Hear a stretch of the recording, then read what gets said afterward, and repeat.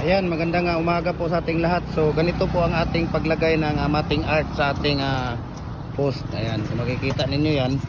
Ayan si Kuya Jupri naglalagay ng mating art sa ating fence concrete post. Ayan.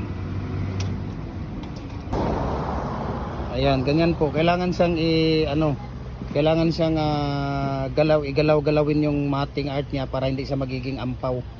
Ayan, tingnan natin kung paano nila nilalagay. Ayan, nakita niyo si ayun, diba? So malapit na tayong matapos ha. Ayan, ganyan lang po magpo-pouring ng fence concrete post. Ayan, magandang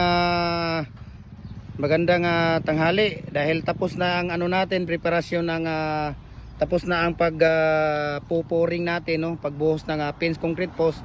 Tanggalin na natin yung molder. Ayan, tingnan natin.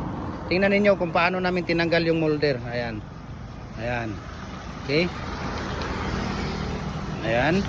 Makikita ninyo. See? Okay? Sige. Ayan, so okay. Ayan. So, yan na po.